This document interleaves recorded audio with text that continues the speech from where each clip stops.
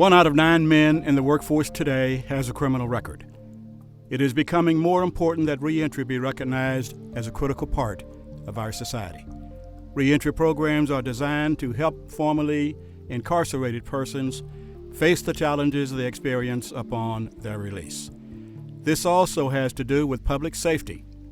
First and foremost, public safety must be a priority. We must consider the impact of release from the moment we sentence and incarcerate and answer these fundamental questions. How will these former offenders become civil and productive members of society, and who are the key players in this effort? 20 years ago when I joined Travis County, what was clear to me was that we could do a much better job of helping ex-offenders reintegrate in our community. And from a very selfish perspective, it dawned on me that the more of them we put in a position to take care of themselves, of their needs, of their dependents, the more of them were likely to become tax-paying, law-abiding citizens. And it also struck me that every time I hit that law-abiding taxpayer citizens note, even my friends who claim to be fiscally conservative all of a sudden listened in. Many employers consider ex-offenders a risk, but if you talk with employers that have hired them, you will find many of these men and women have turned their lives around and are motivated to be productive citizens.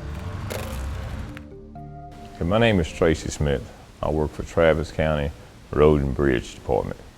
I'm a supervisor at Travis County, and I come from an experience of a person being incarcerated, actually coming out to the job force and starting at ground zero and working my way up as a supervisor position. Now I'm coming back as an employer, hiring employers who's incarcerated, so giving guys opportunities, knowing that, hey, it's guys out there just as myself who have turned their life around and living a productive life out here in society. So every day these guys are looked at on their position as some of the go-to guys on their crews because of their leadership ability. They are harder workers and more dedicated workers than some people who don't have blemishes. Anything that you ask them to do, they're gonna do it, and they're gonna try to do the best of their ability. My name's Britanie Olvera, and I own BIT Construction Services and Building Team Solutions. I hired my first judicial client in 2008, and he stayed with me for over a year and a half. He was integral to our success, and he was a wonderful employee, and we used him in the commercial construction arena, and he had served 17 years. So this man who was in prison for 17 years came out, and clients were amazed. They stay with us, they show up every day. And for us, it's not just putting them to work and giving them a paycheck. It's about them rebuilding their lives. For me, it's a spiritual component of giving back. And to be able to give to others what I receive in return is far more than just a good employee. It's been a boon for us, and it has been a huge positive for the people that we've brought in with us. Sean's story is a classic one.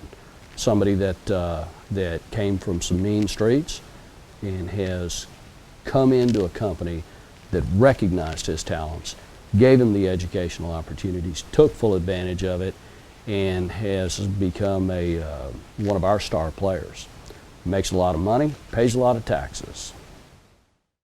So many of these guys that have been incarcerated either have acquired a skill set while in the system because they offer an extensive plethora of training opportunities, or prior to going in, they were involved in the same industry that they're coming back out to. And what we have seen is that the people that we have coming through the criminal justice system, stepping out of it, truly have experienced rehabilitation. So we have got to be able to step over these labels that are so limiting and so derisive and step forward and say, we're going to give you an opportunity. Many ex-offenders don't run away from their criminal past. They have learned life's lessons, and all they want is a chance for a better future. And when I got out, I had nowhere to go. I had no house.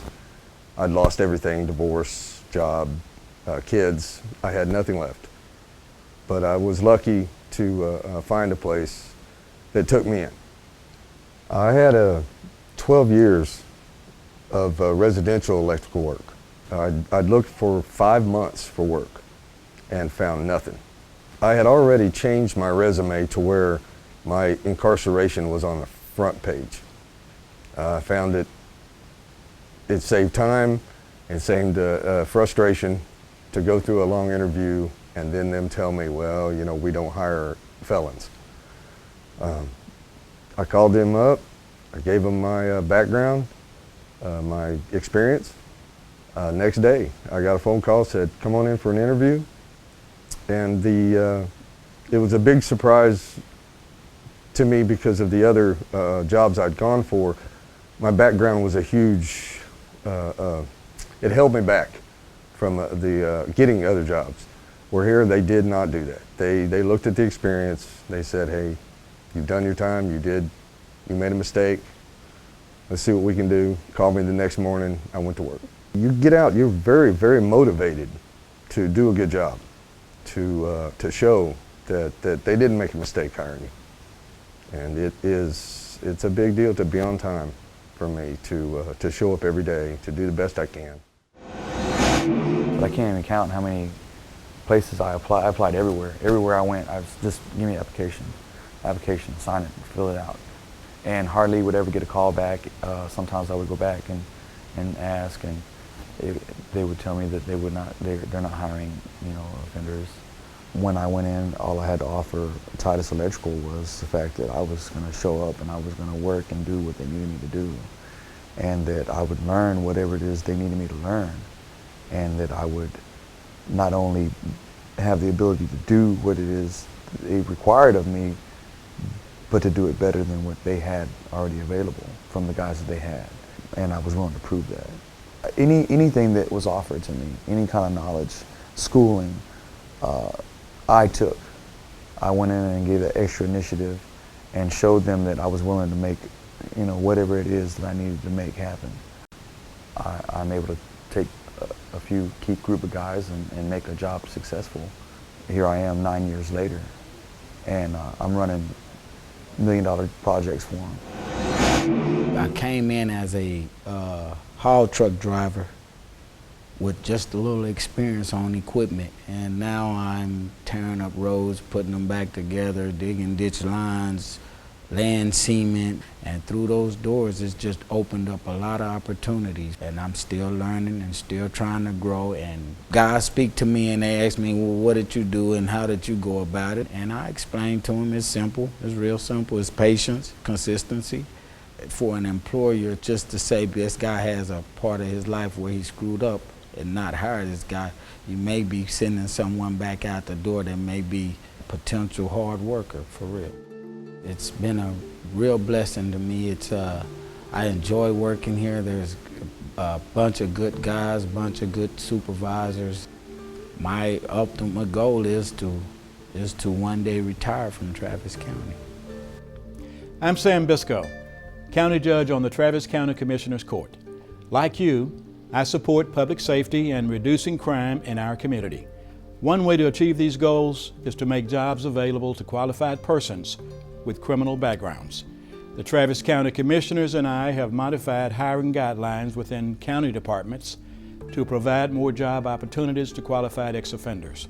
We ask you, our public and private employers, to do the same.